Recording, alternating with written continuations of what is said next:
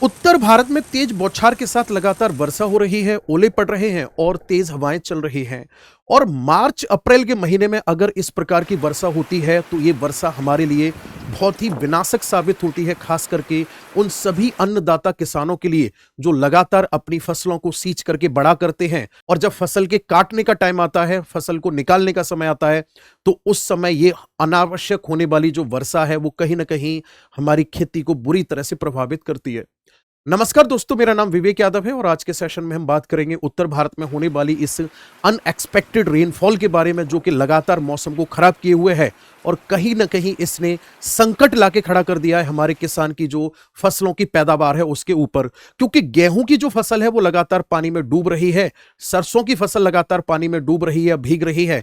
इससे फसल काली पड़ना शुरू हो जाएगी और सबसे बड़ी दुख की बात यह है कि अगर ये फसल लगातार भीगती रहेगी तो किसान को मंडी में जाकर के मार्केट प्राइस जो होगा वो भी बेहतर नहीं मिलेगा। यानी कि इस क्लाइमेटिक चेंज और मौसम परिवर्तन का जो मार झेलेगा वो हमारा देश का अन्नदाता किसान ही झेल रहा होगा। दोस्तों, अगर हम बात करेंगे इस रेनफॉल की, तो अप्रैल के महीने में, खास करके 5 अप्रैल के बाद में ये मौसम में अचानक परिवर्तन होना शुरू हुआ। हमारे इंडियन मेट्रोलॉजिकल डिपार्टमेंट ने एक एडवाइजरी जारी की है जिसमें कहा गया है कि अभी का जो मौसम है वो 7 से 8 अप्रैल के बीच में ये बुरी तरह से प्रभावित करेगा हमारे खास करके उत्तर भारत को।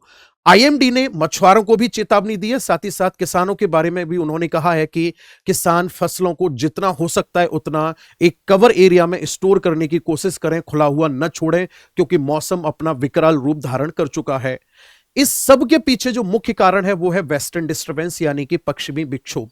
दोस्तों, जो पश्चिमी विक्षोभ है ये एक एक्स्ट्रा ट्रॉपिकल साइक्लोन है, यानी कि ये एक अतिरिक्त उष्ण चक्रवात है जिसका निर्माण होता है मेडिटेरेनियन सी यानी कि भूमध्य सागर से। वैसे देखा जाए तो वेस्टर्न डिस्टर्बेंस हमारे उत्तर भारत में विंटर सीजन में रेनफॉल करवाता है। और इस विंटर सीजन में जब ये वेस्टर्न डिस्टर्बेंस हमारे भारत की तरफ आता है तो इससे पर्वतीय क्षेत्र में स्नोफॉल होती है, वहीं जो मैदानी भाग होता है वहां वर्षा होती है। अगर यही वेस्टर्न डिस्टर्बेंस टाइम से आता है तो हमारी खेती के लिए एक वरदान साबित होता है, क्योंकि इस बारिश की वजह से हमारे उत्तर भारत में फसलों का उत्पादन बढ़ता है, रबी की फसल में वृद्धि होती है और खास करके राजस्थान में तो इसको मावट नाम दिया जाता है। लेकिन जब यही वेस्टर्न डिस्टर्बेंस डिले हो जाता है और जब ये देर से आता है तो उसी फसल को जिसको ये बढ़ावा दे रहा होता है उसी को ये बर्बाद करने का भी काम करता है। एक एक करके जानते हैं कि क्या है इसके पीछे मुख्य पहलू और क्या है हमारे इंडियन मेट्रोलॉजिकल डिपार्टमेंट की एडवाइजरी। दोस्तों, आप इस वाले डायग्राम में ध्यान से देखोगे तो आपको पता चलेगा कि जो ये मेडिटेरेनियन सी है, इस मेडिटेरेनियन सी से होता क्या है, यहां पर हवाएं गर्म होकर के ऊपर उठती हैं। अब क्योंकि ये हवाएं गर्म होकर ऊपर उठ रही हैं तो इनमें मॉइस्चर या नमी जरूर होगी। जब ये मॉइस्चर वाली हवाएं यानी नमी वाली हवाएं ऊपर उठती हैं तो इन्हीं हवाओं को यहां चलने वाली जेट धारा इनको ईरान से होते हुए, पाकिस्तान, अफगानिस्तान से होते हुए इनको लेकर के आती है हमारे भारत की तरफ। जैसे ये हवाएं हमारे भारत में आती हैं, हमारे उत्तर भारत में यहां पर एक माउंटेन है जिस माउंटेन का नाम है हिमालय। जो मेरे प्यारे साथियों हिमालय पर्वत है, ये हिमालय पर्वत इन हवाओं को पूरी तरह से ट्रैप कर लेता है। और जब ये हिमालय पर्वत इन हवाओं को पूरी तरह से ट्रैप कर लेता है तो इसी से हमारे उत्तर भारत में मैदानी भागों में वर्षा होती है, वहीं पर्वतीय क्षेत्र में स्नोफॉल देखने को मिलता है। तो ये रूट है वेस्टर्न डिस्टर्बेंस का। हाल ही में जो पश्चिमी विक्षोभ है इसका थोड़ा सा डिले होने का और एक बार फिर से हमारे भारत में दस्तक देने का प्रमाण दिया है हमारे भारतीय मौसम विभाग ने। जब ये वेस्टर्न डिस्टर्बेंस हमारे भारत में आ जाता है तो खास करके मैंने जैसा कि आपको बताया कि वर्षा के लिए भी जिम्मेदार होता है और ये बर्फबारी भी कराता है। हाल ही में ऐसा बताया जा रहा है कि एक तरफ से तो जो ये वेस्टर्न डिस्टर्बेंस है ये हमारे भारत में दस्तक दे चुका है, वहीं दूसरी तरफ से हमारे भारत में जो टेम्परेचर धीरे धीरे करके बढ़ रहा है समर सीजन की वजह से, तो इस टेम्परेचर की वजह से यहां से हवाएं गर्म होकर के ऊपर उठ रही हैं। और जब ये हवाएं गर्म होकर के ऊपर उठ रही हैं तो ये हवाएं जाकर के कहीं ना कहीं मिल रही हैं पश्चिमी विक्षोभ से। यानी कि हमारे भारत की गर्म हवाएं और इधर से आने वाला वेस्टर्न डिस्टर्बेंस दोनों जब मिल रहे हैं तो यही कारण बन रहे हैं अभी फिलहाल में ओलावृष्टि का, यानी ओले का और वर्षा का। एक एक करके समझते हैं कि अब जब ये ओले का निर्माण होता है तो आखिरकार होता किसकी वजह से है। दोस्तों अगर हम ओले की बात करेंगे तो इस डायग्राम में आप देख सकते हो कि यहां पर सबसे पहले क्या होगा, वर्षा की बूंद ही नीचे की तरफ गिर रही होती है। वर्षा की बूंद जब नीचे की तरफ गिर रही होती है तो जब ये ठंडी हवा के संपर्क में आती है तो ये जम जाती है और ठंडी हवा इसको कहीं ना कहीं ऊपर की तरफ उछालने का काम करती है। जब ये ऊपर की तरफ जाती है तो अन्य जल की बूंदों के साथ मिलती है और इस पर एक अलग से परत बन जाती है, किसकी? बर्फ की। यानी कि ठंडी हवाएं उसको लगातार ऊपर उछालने का काम करती हैं और ये हवा में बार बार जम करके अपने आकार को एक ओला लगातार बढ़ाने लगता है। जब एक ओला अपने आकार को लगातार बढ़ाने लगता है तो इसका साइज बहुत ज्यादा होने पर जब ये अपने आप को हवा में स्टेबल नहीं रख पाता है तो ये नीचे गिरना शुरू कर देता है और इसी को हम ओलावृष्टि के नाम से जानते हैं। ओले कम पड़ेंगे या ज्यादा पड़ेंगे ये इस बात पर निर्भर करता है कि वहां पर ठंडी वायु का प्रकोप कितना ज्यादा है। अब क्योंकि ये क्रिकेट की बॉल के साइज के होते हैं, जब ये ऊपर से नीचे की तरफ गिरते हैं तो आपस में टकराने की वजह से इनमें लगातार टकराव होने की वजह से छोटे छोटे क्रिस्टल्स में कन्वर्ट हो जाते हैं। अगर नहीं टकराते हैं तो बड़े आकार में गिरते हैं, जो बड़े स्तर पर बाहर खड़ी हुई गाड़ियों में नुकसान करते हैं, साथ ही साथ जो छत पर टीन सेट पड़े होते हैं उनको भी नुकसान पहुंचाते हैं। अब ये कितने प्रकार से हो सकते हैं इसको भी समझ सकते हैं कि प्रेसिपिटेशन कितने प्रकार से हो सकता है, एक एक करके समझते हैं। सबसे पहले है रेनफॉल। दोस्तों अगर हम बात करेंगे रेनफॉल में तो जैसा कि यहां पर लिखा हुआ है, a rain drop forms and falls all the way down, यानी कि वर्षा की बूंदों के रूप में जब गिरता है, जब जलवाष्प वर्षा की बूंदों के रूप में गिरता है तो तब इसको कहा जाता है रेनफॉल, यानी कि जल वृष्टि कहा जाता है। जब टेम्परेचर बहुत ज्यादा कम हो जाता है तो जलवाष्प सीधा बर्फ के छोटे छोटे कणों में बदल जाता है और यही कॉटन यानी रुई की भांति जब नीचे की तरफ गिरते हैं तो तब इनको कहा जाता है स्नो। और याद रखना, स्नो केवल और केवल हाई एल्टीट्यूड रीजन में ही पॉसिबल है, हर जगह पॉसिबल नहीं है। स्लीट की अगर हम बात करेंगे तो स्लीट का मतलब होता है a rain drop freeze into ice on the way down, यानी कि जब वर्षा की बूंद नीचे गिर रही होती है अपने रास्ते में ही जब वो जम जाती है तो उसको स्लीट बोला जाता है। और याद रखना, स्लीट ही छोटा रूप होता है ओले का। आगे बात समझ में, स्लीट छोटा रूप किसका होता है? ओले का होता है। यानी छोटे छोटे आकार के, बहुत छोटे छोटे आकार के जब आइस क्रिस्टल्स नीचे गिरते हैं तब इनको स्लीट कहा जाता है।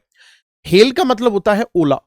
ओले का मैंने जैसे कि बताया आपको कि लगातार जब ये आइस क्रिस्टल्स आपस में एक दूसरे से जुड़ते चले जाते हैं और इनका आकार बढ़ता चला जाता है तब कहीं ना कहीं जाकर के निर्माण होता है एक हेल का, यानी कि ओले का निर्माण होता है।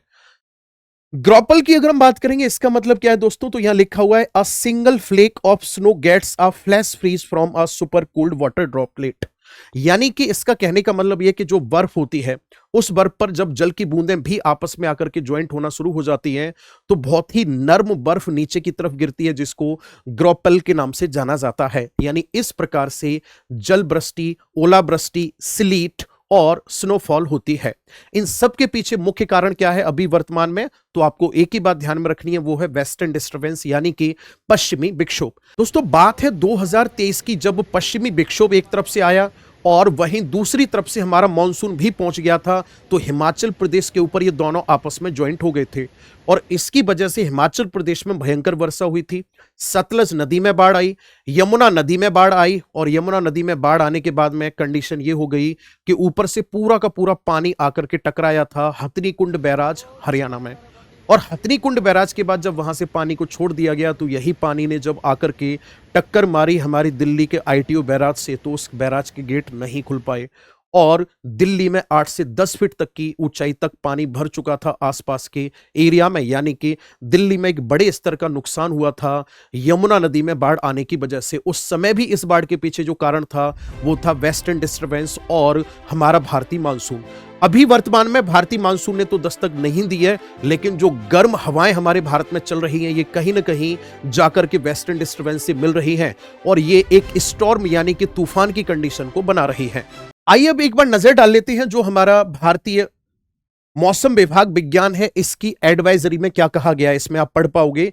इसमें इन्होंने लिखा हुआ है कि इस सप्ताह के दौरान उत्तर पश्चिम भारत में 2 पश्चिमी विक्षोभ के एक के बाद एक आने की संभावना, यानी कि जो एक्स्ट्रा ट्रॉपिकल साइक्लोन है वो 2 आने की संभावना है। और इन्होंने बताया कि इसकी जो चरम गतिविधि है वो 7 से 8 अप्रैल की रहेगी। 7 से 8 अप्रैल को इन्होंने बताया है कि कश्मीर घाटी में छुटपुट भारी वर्षा होने के चांसेस हैं। साथ ही साथ 8 अप्रैल को इन्होंने बताया कि हिमालयन रीजन में भी वर्षा होगी और हिमालयन रीजन के साथ साथ उत्तर भारत के जो मैदानी क्षेत्र हैं जैसे कि हिमाचल प्रदेश है, उत्तराखंड है, पंजाब, हरियाणा, पूर्वी राजस्थान, उत्तर प्रदेश, मध्य प्रदेश और तेलंगाना में छिटपुट ओलावृष्टि होने की संभावना है। और इन क्षेत्रों में जो वर्षा होने की संभावना है वो लगभग 7 से 11 सेंटीमीटर तक वर्षा होने की संभावना है।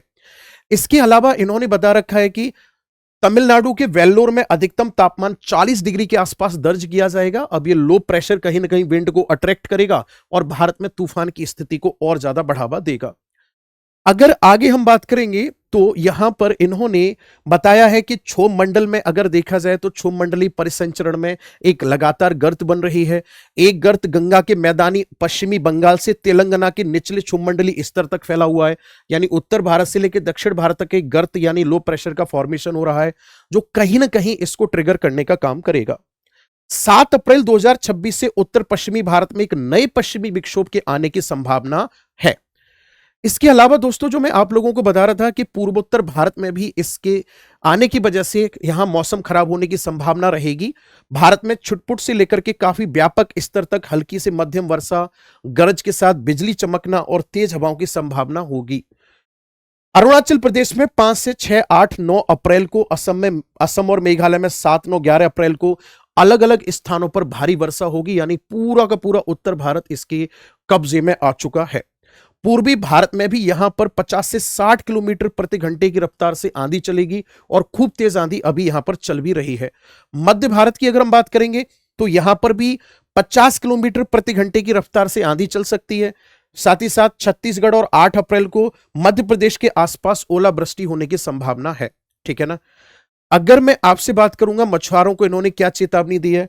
मछुआरों को चेतावनी दी गई है कि भाई साहब बंगाल की खाड़ी 7 से 9 अप्रैल के दौरान गंगा के पश्चिमी बंगाल के तट और उड़ीसा के तटों से सटे क्षेत्र में नहीं जाएं, क्योंकि वहां पर तेज हवाओं के साथ साथ साइक्लोनिक कंडीशन भी विकसित हो सकती है। आगे इन्होंने कहा है अरब सागर में 6 से 8 अप्रैल के दौरान उत्तरी गुजरात और पाकिस्तान के तटों और उत्तरी अरब सागर के समुद्री तटों से सटे क्षेत्रों में ओमान की खाड़ी के ऊपर क्षेत्रों में न जाने की सलाह दी है। यानी किसानों को सलाह दी गई है कि अपनी फसल को ढककर रखें, मछुआरों को सलाह दी गई है कि उधर न जाएं, क्योंकि सरकार भी इसमें आपको पता है सरकार इस प्राकृतिक घटनाओं को तो कम से कम नहीं रोक सकती है, सिर्फ और सिर्फ मुआवजा देकर के मदद जरूर कर सकती है। दिल्ली अगर हम एनसीआर की बात करेंगे तो 5 अप्रैल से 8 अप्रैल तक यहां पर भी मौसम के खराब होने की पूरी संभावना जारी है। दोस्तों इस पीडीएफ को मैं कमेंट सेक्शन में भी पिन करा दूंगा, बाकी आप लोग इसको आप चेक कर सकते हो जाकर के इसकी ऑफिशियल वेबसाइट पर। आप ये संपूर्ण जानकारी आईएमडी की ऑफिशियल वेबसाइट पर जाकर के चेक कर सकते हो। अब बात कर लेते हैं कि एग्जाम के पॉइंट ऑफ व्यू से क्या क्या इंपॉर्टेंट है। आपको इन सभी क्वेश्चंस के आंसर कमेंट सेक्शन में देने होंगे। वेस्टर्न डिस्टर्बेंस कहां से उत्पन्न होता है, पहला प्रश्न यह है। दूसरा प्रश्न यह है कि पश्चिमी विक्षोभ के कारण हमारे भारत में जो वर्षा होती है उसे मावट कहां पर कहा जाता है। तीसरा पॉइंट है कि जो पश्चिमी विक्षोभ है ये हमारे भारत में किस प्रकार की फसल के लिए उपयोगी होता है। और चौथा मेरा प्रश्न है कि 2023 में जो हिमाचल प्रदेश और दिल्ली में बाढ़ आई थी इसके पीछे मुख्य कारण क्या था। मैं उम्मीद करता हूं आपको वीडियो जरूर पसंद आया होगा। और दोस्तों आप में से कोई भी अगर ऐसा स्टूडेंट है जो तैयारी कर रहा है यूपी लेखपाल के एग्जाम की, तो वहां पर हम लोग एनवायरमेंट की सीरीज को चला रहे हैं जिसमें लगातार मैं एनवायरमेंट की टॉपिक वाइज प्रैक्टिस करवा रहा हूं, तो आप हमारे साथ जुड़ सकते हैं। चलिए दोस्तों अगली वीडियो में मुलाकात करेंगे। आज के लिए इतना ही। मेरी तरफ से बहुत सारा प्यार। Thank you so much. Have a nice day.